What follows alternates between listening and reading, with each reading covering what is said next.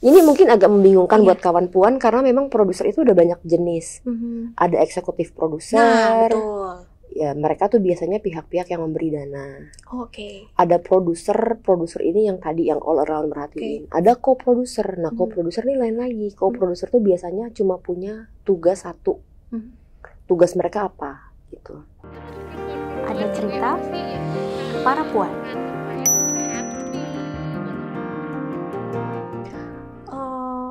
Apa yang akhirnya bikin Mbak juga mau fight for that position, Mbak? For the position of a producer? Iya, produser utama gitu. To get what you want. Karena saya pernah ngerasain nggak jadi produser utama dan nggak enak. Apa Mbak nggak enak? Nggak enak banget kayak mereka membuat keputusan-keputusan yang menurut saya harusnya tidak begitu gitu. Oke. Dan saya tidak punya kekuasaan menciptakan sebuah lingkungan kerja yang nyaman buat semua. Oke. Jadi ada banyak ketidaksetujuan gitu yang akhirnya membuat saya merasa daripada saya tertekan, mendingan saya kerjain sendiri deh.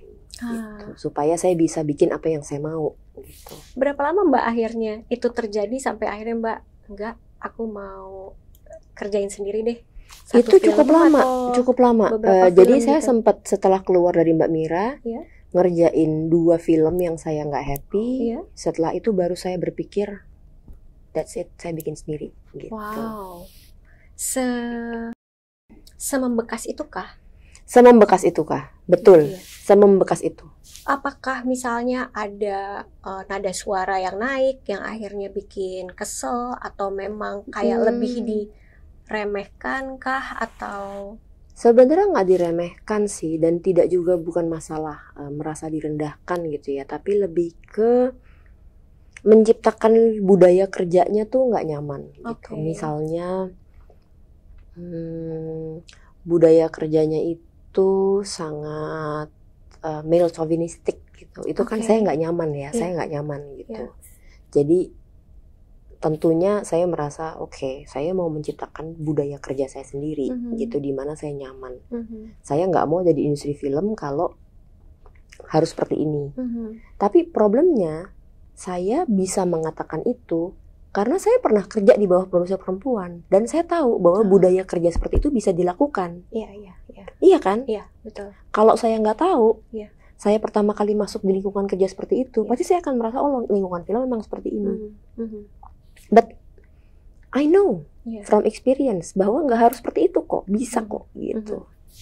Oh, itu yang akhirnya membedakan ya. Jadi memang kalaupun kawan Puan di luar ada yang mau jadi produser, memang akhirnya penting ya Mbak untuk cari mentor yang tepat ya. Betul.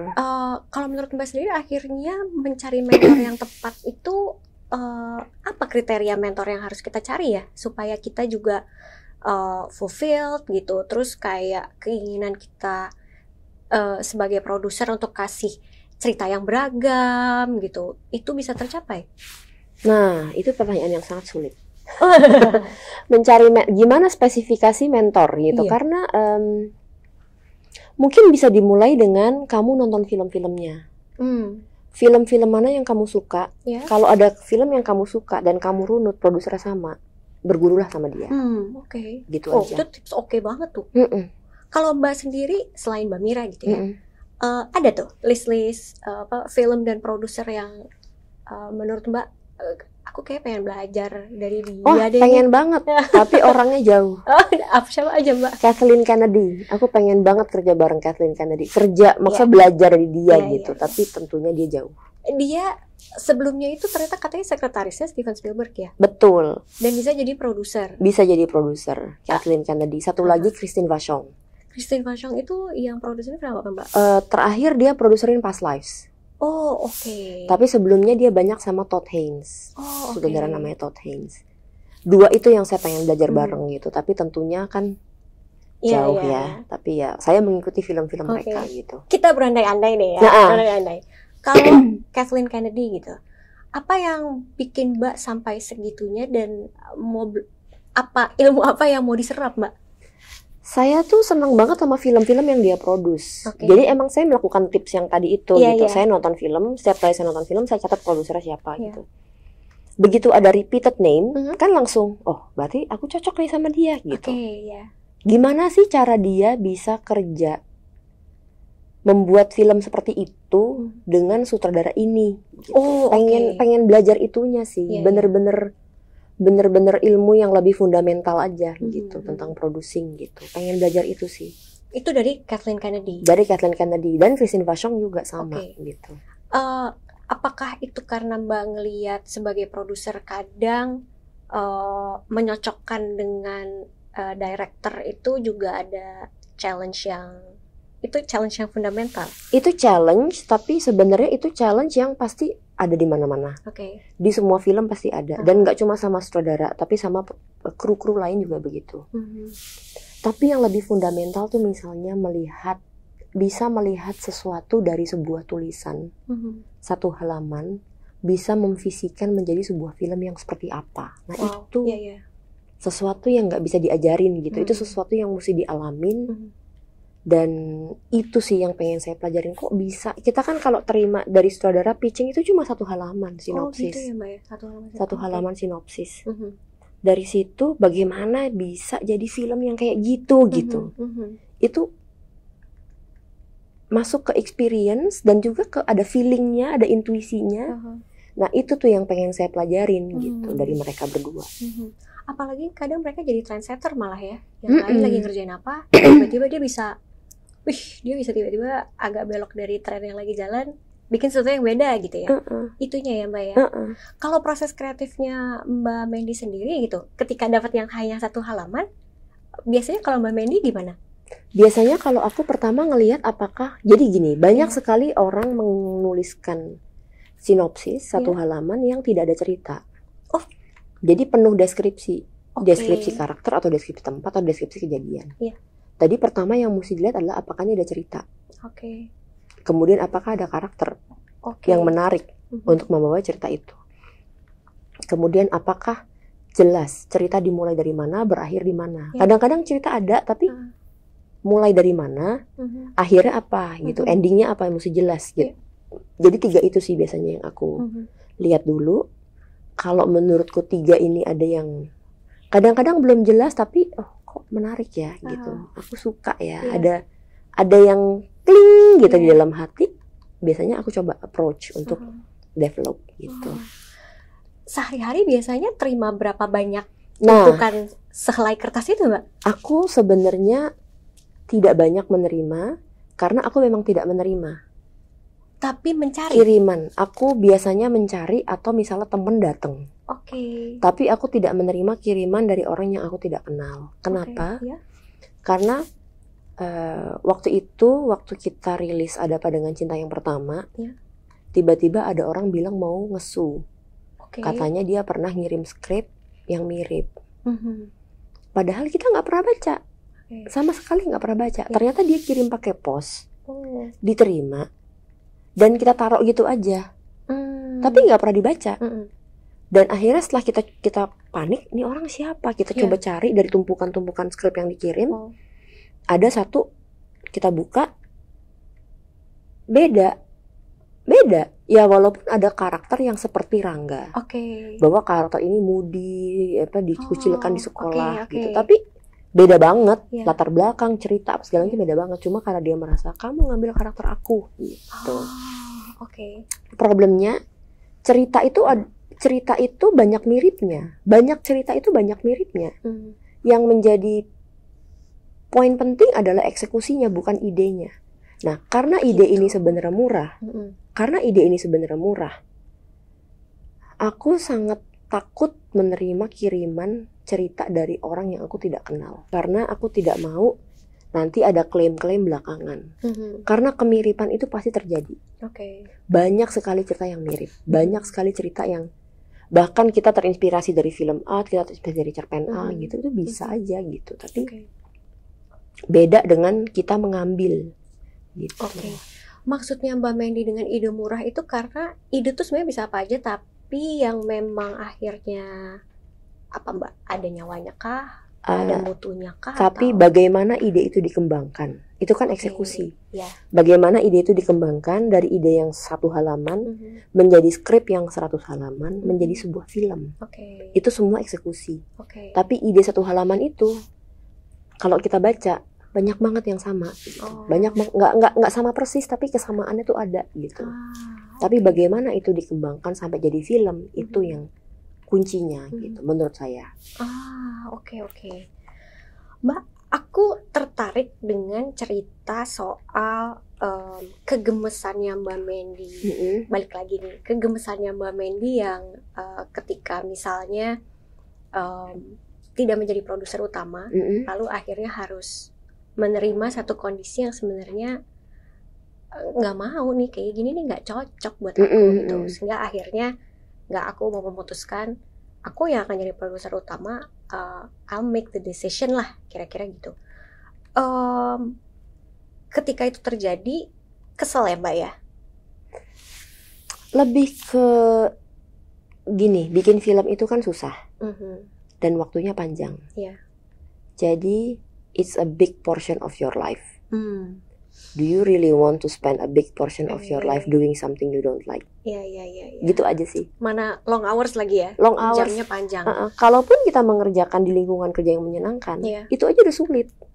Kenapa dipersulit dengan tidak nyaman gitu? Lebih ke situ aja sih. Tapi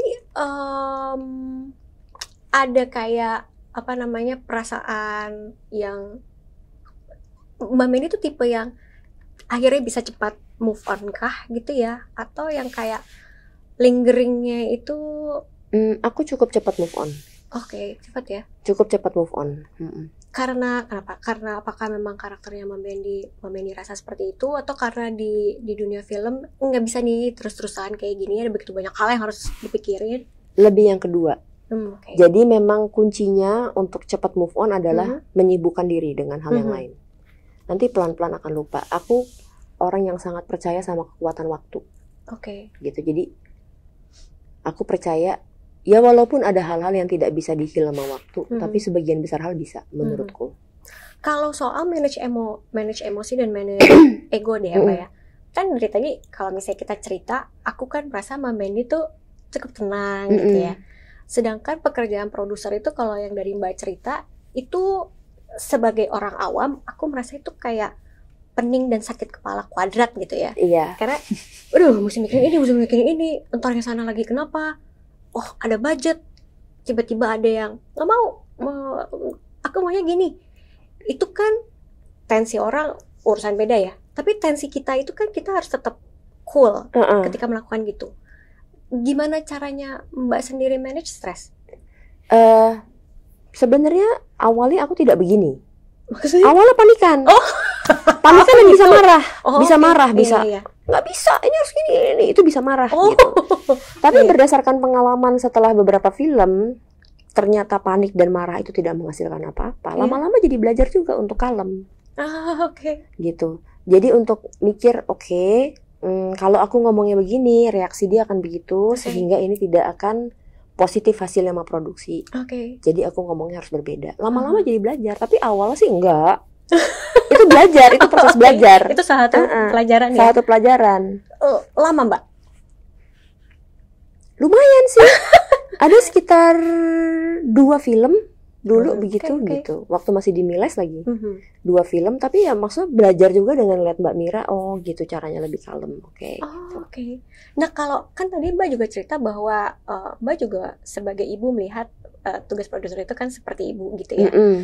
Nah kalau itu tensi di pekerjaan, tapi Mbak sendiri gimana caranya manage juga hal kayak gitu, kayak long hours ada di set gitu ya, bahkan sebelumnya udah ada meeting mungkin dan segala macam, tapi ada juga porsi diri sendiri dengan peran sebagai ibu. Ada satu hal lagi nih yang harus di manage gitu ya. Kalau dari Mbak sendiri itu jadi berbeda dengan manage kerjaan kah, atau prinsip yang sama diterapkan juga? Beda sih, pasti beda. Tapi memang anakku itu sudah terbiasa dengan ibunya bekerjanya begini. Cuma yang penting setiap weekend aku ada buat dia. Setiap weekend tuh ada buat dia. Setiap hari kalau bisa pulang cepat aku usahain pulang cepat supaya bisa bersama dia walaupun itu jarang-jarang kejadian. Iya. Tapi anakku kayaknya udah terbiasa gitu. Jadi paling ya WhatsAppan aja. Nanti kalau weekend baru kita sama-sama gitu. Dia udah terbiasa. Terus waktu liburnya Mbak Benny berarti kalau misalnya lagi ada produksi film? Waktu libur itu sangat rumit. Apa tuh waktu libur gitu ya? Ada libur kadang-kadang kalau misalnya abis syuting. Iya. Abis syuting kan kita abis itu lempar semua footage ke editor. Iya. Dan membiarkan editor kerja seminggu 2 minggu. Itu bisa libur. Berapa lama? Seminggu 2 minggu tadi Seminggu ya? 2 minggu bisa libur bisa lumayan. Oke. Lumayan. Bener Mbak, nggak ada itu gimana ya gitu. Ada, tapi kan bisa sambil liburan. Sambil liburan cuma tetap pegang WhatsApp. Jadi badannya bisa liburan tapi tangan masih tetap tapi nggak seintens seperti biasanya gitu. Jadi lebih rileks. Biasanya ngapain sih Mbak kalau rileks? Aku tuh memang seneng banget jalan-jalan. Jadi baik pantai maupun gunung aku suka. Oh oke. Tapi yang penting sesuatu yang dekat sama alam. Sama aku kan hobi makan. Iya. Jadi ya udah ke gunung atau ke laut. Habis itu sisanya cari makan. Udah karena aku seneng banget makan gitu. Itu makanya di Instagramnya Mbak Benny juga banyak isinya makanan. Iya kan? Karena aku juga bukan orang yang nyaman nge-share aku lagi ngerjain apa. Oh, kenapa Mbak? Nggak tahu, kayak merasa karena gini, film itu kan punya hidupnya sendiri. Setiap film tuh punya hidupnya sendiri. Kadang-kadang ada film yang kita udah develop tahun ini, tahun lalu, ada yang kita baru develop tahun ini, tapi yang tahun ini tuh lebih duluan selesai. Gitu. Jadi aku agak ragu-ragu mempublish kerjaan yang belum selesai. Kalau sudah selesai, udah pasti biasanya baru aku publish. Tapi kalau misalnya belum, wah. Daripada nanti orang-orang, wah kayaknya mau ini, ternyata kok belum juga ya. Gitu. Jadi mendingan publish makanan aja, karena aku suka makan. Karena itu udah pasti habis. Iya. Mbak, kira-kira dalam waktu dekat akan ada proyek apa? Baru dibilang aku tidak akan mempublish ya. Tapi ada yang udah selesai. Ada yang udah selesai. Ada yang baru selesai, judulnya Crocodile Tears. Sutradara dan penulisnya namanya Tumpal Tampu Bolon. Itu film pertamanya Tumpal. Sebelumnya Tumpal itu penulis skenario. Dia pernah mendapatkan Piala Citra untuk Tabula Rasa. Iya, oke.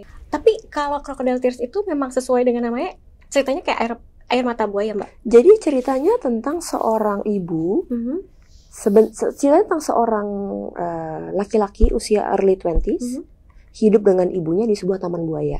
Oh, malah gitu. Ibunya sangat protektif terhadap anaknya, sehingga anaknya ini tidak punya koneksi sama dunia luar. Gitu. Padahal anaknya ini sangat ingin bergabung dengan masyarakat gitu. Sampai suatu hari bertemu dengan seorang perempuan dan jatuh cinta. Perempuan itu hamil dan dinikahi oleh dia dan masuk ke taman buaya. Disitulah ibunya mulai gitu. Menarik ya. Apalagi ada kata-kata taman buaya itu kayak tempat seperti apa lagi itu. Nah, itulah sih satu kertas yang kertas itu begitu ya? Ada taman buaya, nah ini. Itu ya. Apaan nih bakal jadi apa taman buaya? Iya. Oh, gitu caranya. Oke, Mbak. Kira-kira tayang akan bisa ditonton tahun ini kah? Semoga bisa ditonton di Indonesia akhir tahun. Oke. Ada mimpi-mimpi yang masih mau diwujudkan nggak, Mbak? Ada banget, cuma mimpi saya tuh per film. Pengen bikin film yang kayak gini, itu ada gitu. Cuma pelan-pelan. Apa dalam waktu yang lagi kebayang atau ingin diwujudkan apa, Mbak? Nggak dalam waktu dekat sih, mungkin agak panjang. Tapi ingin sekali ngelihat novel almarhum ayah saya difilmkan. Wow, baru aja kita bahas ya. Iya. Oke, Mbak. Itu ya dalam waktu entah kapan, karena itu filmnya mahal dan belum tahu cara jualannya gimana. Jadi nanti kalau udah dapet wangsit, cara jualannya gini, bisa kesini, baru bisa dikerjain. Karena kadang-kadang punya keinginan tapi nggak punya rencana atau strategi menjalankannya buat apa gitu. Wow. Didoakan semua mimpinya amin, tercapai ya, terima kasih. Itu kayaknya bakal jadi salah satu yang ditunggu-tunggu sama semua yang pernah diajar sama almarhum Bapak ya. Terima kasih, amin. Mbak, ada pesan-pesan nggak buat kawan puan yang mungkin pingin jadi produser, pingin terlibat di dalam dunia film, mungkin merasa nggak yakin, merasa mungkin salah mentor kali gitu. Mungkin ada encouragement yang Mbak bisa atau wisdom yang bisa dibagi? Iya, seperti untuk kawan-kawan puan, kalau memang ingin menjadi produser, bisa mulai dengan, ada banyak sekali buku tentang film producing. Walaupun memang bukan buku Indonesia, sehingga kondisinya berbeda. Tapi itu bisa dibaca. Kemudian bisa mulai mencoba berkoneksi dengan produser yang film-filmnya teman-teman suka. Produser yang film-filmnya kawan puan suka. Kemudian bisa coba reach out ke mereka, tanya apakah ada kesempatan untuk magang. Nah, dari situlah gitu, mulai belajar. Dan jangan merasa takut untuk reach out dan step up. Tapi juga jangan sombong dengan tidak mau mulai dari bawah. Gitu. Karena banyak juga yang merasa aku nggak mau di situ, aku maunya udah di sini. Gitu. Itu ada banyak juga gitu. Jadi jangan takut, tapi juga jangan sombong. Gitu. Wow, itu benar-benar words of wisdom ya, semua keluar dari pengalaman. Mbak Mandy, terima kasih banyak ya. Sama-sama. Terima kasih buat banyak semua informasinya. Terima kasih kawan puan. Terima kasih banyak Mbak Mandy. Sehat-sehat selalu. Amin. Semua film-filmnya sukses. Amin. Mimpinya terwujud. Amin. Thank you Mbak Mandy. Terima kasih. Kawan puan, terima kasih banyak ya udah menyimak obrolan dan cerita dari Mandy Marahimin kali ini. Ada 3 hal penting loh yang sebenarnya bisa kita ambil dari ceritanya Mbak Mandy. Yang pertama, dunia film itu katanya Mbak Mandy masih didominasi oleh laki-laki dan sangat rentan terjadi kekerasan di set. Oleh karena itu sebetulnya dunia film masih membutuhkan lebih banyak perempuan yang terlibat, dan seperti cerita Mbak Mandy, khususnya sebagai produser. Kenapa? Karena produser itu berperan untuk bisa menciptakan budaya kerja yang seimbang, yang saling menghormati, dan yang sehat. Jadi balance gender penting, khususnya juga di dunia film. Nah, yang kedua, ini berkaitan dengan karir sebetulnya. Kata Mbak Mandy, bagi kawan puan yang ingin terlibat dalam dunia film, khususnya menjadi produser, carilah mentor yang tepat. Dan kalau bisa, carilah mentor perempuan. Yang ketiga, apabila kawan puan tertarik untuk terlibat dalam dunia film, ambillah setiap kesempatan yang datang. Step up ketika ingin mendapatkan posisi-posisi yang kawan puan incar. Misalnya, mau jadi produser utama, tanpa ditawari, tawarkan saja dirimu sendiri. Dengan cara seperti itu, maka lebih banyak kesempatan akan terbuka, dan dari ceritanya Mbak Mandy, dari pengalamannya, kamu akan jadi lebih sukses. Sekali lagi kawan puan, terima kasih banyak udah menyimak episode kali ini. Kasih like di videonya, tinggalkan komen kamu mau dengar cerita dari perempuan hebat siapa lagi, dan pastikan untuk subscribe dan nyalakan lonceng notifikasi di channel Cerita Para Puan. Kita ketemu lagi ya di episode berikutnya. Bye!